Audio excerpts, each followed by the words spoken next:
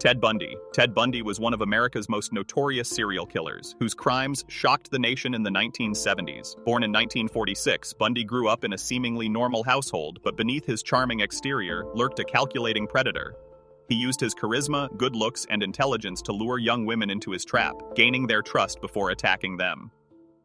Bundy confessed to killing over 30 women across multiple states, though the true number may have been higher. His methods were terrifyingly consistent. He would often feign injury or impersonate authority figures to approach his victims. In some cases, he abducted women from college campuses, homes, and public spaces, leaving trails of fear and grief in every community he entered. After years of evading law enforcement, Bundy was finally arrested in 1975. He escaped custody twice, continuing his violent spree before being recaptured.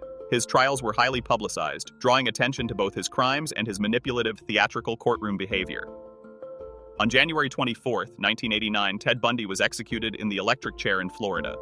His story remains a chilling reminder of how appearances can deceive and how charm and intelligence can mask unimaginable evil. Usama bin Laden. Usama bin Laden, born in 1957 in Riyadh, Saudi Arabia, was the founder of the terrorist organization Al-Qaeda and one of the most notorious figures of the 21st century. Raised in a wealthy family, he initially had access to a comfortable life, but he became radicalized by extremist ideologies during the 1970s and 1980s. Bin Laden emerged as a prominent figure during the Soviet-Afghan War, using his resources to support fighters and establish a network of militants across the region.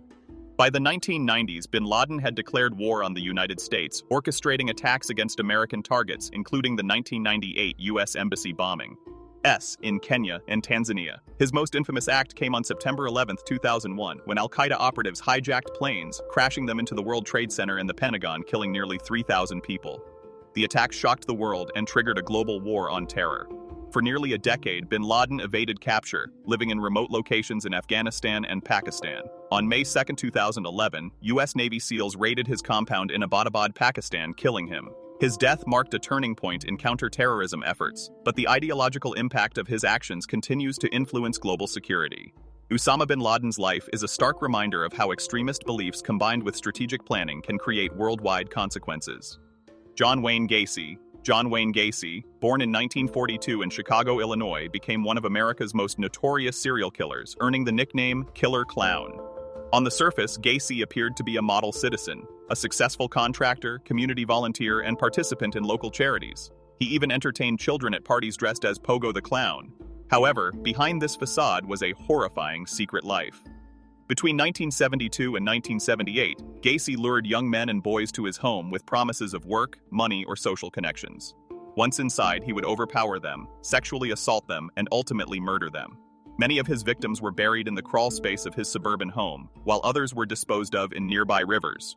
Authorities discovered the full extent of his crimes in 1978, revealing at least 33 victims, though the true number may have been higher. Gacy's trial shocked the nation, exposing how a seemingly ordinary man could commit such monstrous acts undetected. He was convicted of multiple counts of murder and sentenced to death. On May 10, 1994, John Wayne Gacy was executed by lethal injection. His case reintroduces one of the most chilling examples of how charm and normalcy can mask unimaginable violence. Jeffrey Dahmer. Jeffrey Dahmer, born in 1960 in Milwaukee, Wisconsin, is infamous as one of the most gruesome serial killers in American history. Known as the Milwaukee Cannibal, Dahmer's crimes involved the abduction, murder, and dismemberment of 17 men and boys between 1978 and 1991. His disturbing acts included necrophilia and in some cases cannibalism, making his case particularly shocking to the public. Dahmer grew up in a troubled household, displaying early signs of isolation and fascination with death. As a young adult, he began targeting vulnerable men, often luring them to his apartment with promises of money or companionship. Once inside, Dahmer would drug, strangle, and kill his victims. He kept parts of their remains as trophies and documented his crimes in chilling photographs. Authorities discovered Dahmer's crimes in 1991 when a victim escaped and alerted police. Dahmer confessed to the murders, revealing the extent of his horrific acts. He was convicted on multiple counts of murder and sentenced to life imprisonment without parole. In 1994, Dahmer was killed by a fellow inmate. His life and crimes continue to be studied as an extreme case of psychopathy and the dark potential of human behavior. Richard Ramirez, the Night Stalker.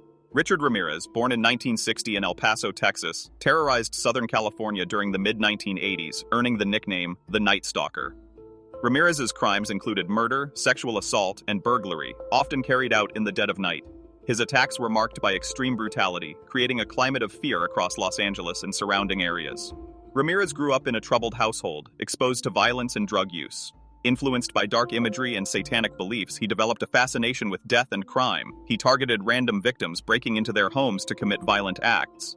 His unpredictability and cruelty made him particularly terrifying to both victims and law enforcement. Captured in 1985 after a series of eyewitness accounts and citizen interventions, Ramirez confessed to more than a dozen murders, as well as numerous sexual assaults and robberies.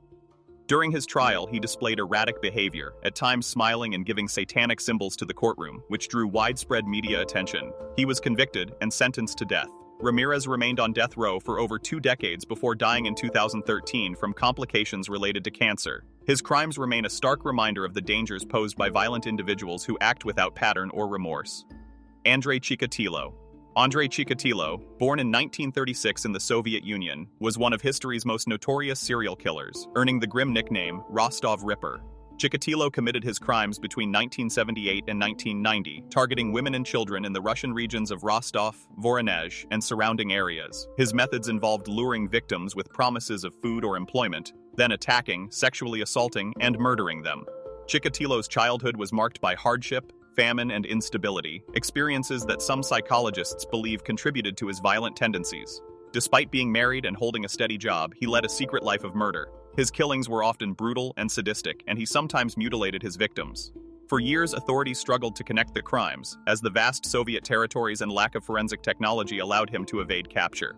He was finally arrested in 1990 after careful investigation and surveillance. During interrogation, Chikatilo confessed to more than 50 murders, although some estimates suggest the number could be higher.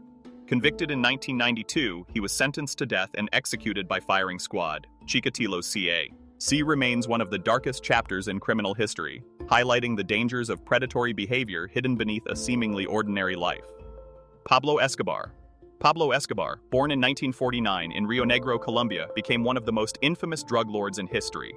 As the leader of the Medellin cartel, he controlled the global cocaine trade during the 1980s, amassing immense wealth and power. Escobar's operations generated billions of dollars, making him one of the richest men in the world at the time. Escobar was both feared and admired. He built housing and soccer fields for the poor, gaining local support. But his empire was also built on extreme violence. Rival cartels, law enforcement officers, and anyone who threatened his operation were often assassinated. Bombings, kidnappings, and political manipulation became tools in his rise to power. The Colombian government, aided by U.S. authorities, waged a relentless campaign to capture him.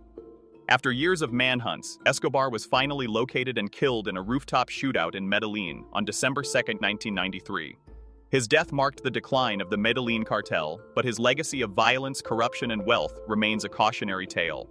Escobar's life is studied worldwide as a stark example of the devastating impact of organized crime. Al Capone. Al Capone, born in 1899 in Brooklyn, New York, became the most infamous American gangster of the Prohibition era. Known as Scarface, Capone rose to power as the head of the Chicago outfit, controlling illegal alcohol distribution, gambling, and other criminal enterprises during the 1920s. Capone's reign was marked by extreme violence and bribery. Rival gang members, police officers, and political figures who challenged him were often killed. One of the most notorious events during his era was the 1929 St. Valentine's Day Massacre, where 7 rival gang members were executed in broad daylight, shocking the nation. Despite his violent methods, Capone cultivated a public image of a businessman and philanthropist, donating to charities and appearing in newspapers as a folk hero of sorts. Eventually, law enforcement focused on financial crimes, as bringing murder charges proved difficult. In 1931, Capone was convicted of tax evasion and sentenced to 11 years in federal prison. He served time in several facilities, including Alcatraz, and was released in 1939 in poor health. Capone died in 1947, leaving behind a lasting legacy as one of America's most notorious criminals, a symbol of the lawlessness and corruption of the Prohibition era. Charles Manson. Charles Manson, born in 1934 in Cincinnati, Ohio, became infamous as the leader of the Manson family cult, responsible for a series of brutal murders in 1969. Manson's manipulative charisma allowed him to control a group of followers, convincing them to commit heinous crimes under his influence.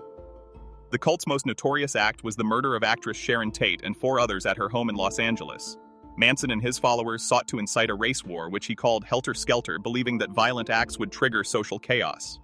The murders were marked by shocking brutality, leaving the nation horrified and captivated by the story. Manson was arrested later in 1969, and his trial became a media sensation. Convicted of first-degree murder and conspiracy to commit murder, he was sentenced to life imprisonment. Manson spent decades in prison, continuing to manipulate followers through correspondence and interviews. He died in 2017. The Manson case remains one of the most infamous examples of cult influence, demonstrating how a charismatic individual can manipulate vulnerable people into committing unspeakable acts. Aileen Wuornos. Aileen Wuornos, born in 1956 in Rochester, Michigan, became one of America's most notorious female serial killers. Between 1989 and 1990, she murdered 7 men along Florida highways, claiming that her actions were in self-defense during attempted sexual assaults. Wuornos had a troubled childhood, marked by abandonment and abuse, which contributed to her difficult adult life. She worked as a prostitute and struggled with poverty, addiction, and mental health issues. Her murders were violent, involving shooting the victims, and her case attracted intense media attention due to the rare profile of a female serial killer. Arrested in 1991, Wuornos confessed to the murders during questioning. She was convicted and sentenced to death for 6 of the killings. Wuornos spent over a decade on death row and was executed by lethal injection on October 9, 2002. Her life and crimes have been analyzed extensively, inspiring films, documentaries, and debates about gender, trauma, and the criminal justice system. Wuornos remains a haunting figure, exemplifying the intersection of tragedy, violence, and human vulnerability.